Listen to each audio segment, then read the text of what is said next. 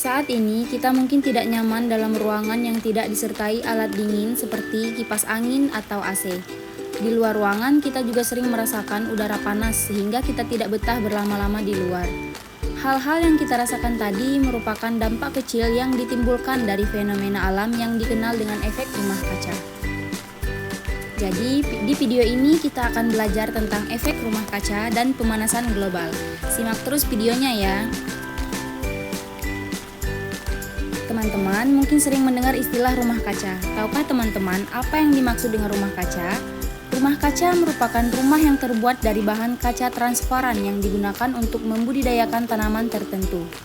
Rumah kaca dirancang untuk menahan panas matahari agar tidak mudah keluar dari rumah, sehingga suhu dalam rumah kaca tersebut relatif tetap hangat. Nah, prinsip rumah kaca inilah yang terjadi pada bumi kita sehingga dikenal dengan istilah efek rumah kaca. Jadi, efek rumah kaca dapat diartikan sebagai proses pemanasan permukaan bumi yang disebabkan oleh terperangkapnya radiasi matahari oleh gas-gas tertentu di atmosfer bumi. Proses terjadinya efek rumah kaca yaitu pertama, seperti yang kita tahu, atmosfer bumi terdiri dari berbagai macam gas. Sebagian radiasi matahari yang mengenai atmosfer bumi dipantulkan kembali ke ruang angkasa. Sebagian diserap oleh gas atmosfer yang sebagian lainnya diteruskan sampai ke permukaan bumi. Selanjutnya, radiasi matahari yang sampai ke permukaan bumi dipantulkan kembali ke atmosfer dan sebagian diserap oleh bumi. Akibatnya, bumi memanas dan memancarkan radiasi gelombang inframerah. Radiasi gelombang inframerah yang dipancarkan dari permukaan bumi sebagian diserap oleh gas-gas rumah kaca. Akibatnya, gas rumah kaca memanas dan memancarkan kembali radiasi gelombang inframerah ke segala arah termasuk ke permukaan bumi. Keberadaan gas rumah kaca di atmosfer inilah yang merangkap radiasi inframerah di antara permukaan bumi dan atmosfer sehingga terjadi kenaikan suhu. Nah, teman-teman, tadi kita sudah membahas tentang efek rumah kaca disebabkan oleh gas rumah kaca yang dapat menahan panas matahari di permukaan bumi. Kira-kira apa saja ya yang termasuk gas rumah kaca? Gas rumah kaca terdiri atas 7 jenis, yaitu karbon dioksida, metana, dinitrogen oksida, belerang heksafluorida, teklorokarbon, hidroklorokarbon, dan nitrogen trifluorida.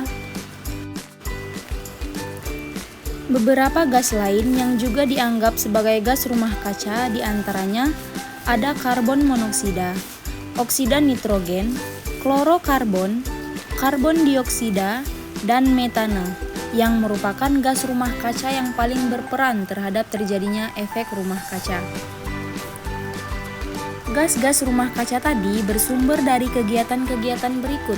Yang pertama, gas karbon monoksida berasal dari pembakaran tidak sempurna bahan bakar fosil dan biomasa.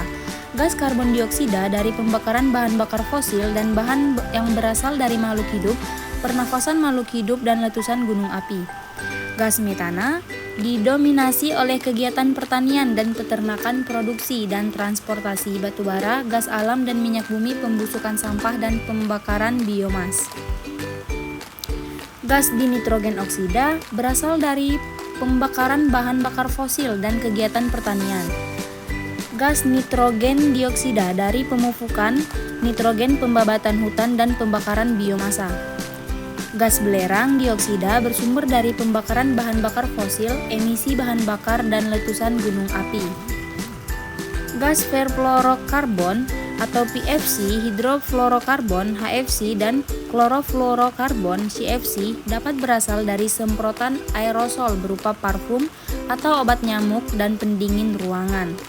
Gas belerang heksaklorida dari pemadam bunga api di saluran transmisi listrik tegangan tinggi, dan gas nitrogen triklorida bersumber dari pembuatan seni konduktor dan panel LCD, beberapa jenis panel surya, dan laser kimia.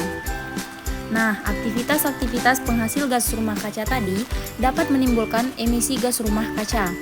Emisi gas rumah kaca dapat diartikan sebagai proses pencemaran udara dari kegiatan manusia yang memicu terjadinya peningkatan gas-gas rumah kaca di atmosfer bumi.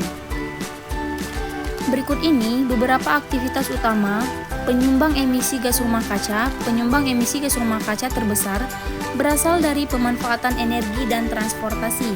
Energi yang banyak digunakan dalam kegiatan industri ini bersumber dari bahan bakar fosil yang dapat memicu gas CO, CO2, N2O, dan SO2.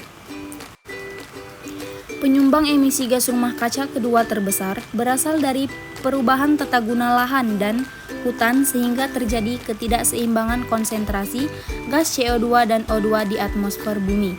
Aktivitas berikutnya berasal dari sektor pertanian yang berperan meningkatkan emisi gas NO, CO2, dan CH4.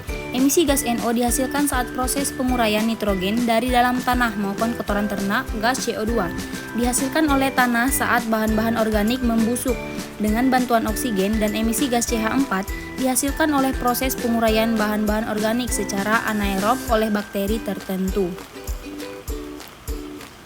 Dan aktivitas terakhir sebagai penyumbang emisi gas rumah kaca adalah produksi gas buang industri dari pabrik-pabrik yang terus meningkat sehingga memicu tingginya produksi gas metana atau CH4.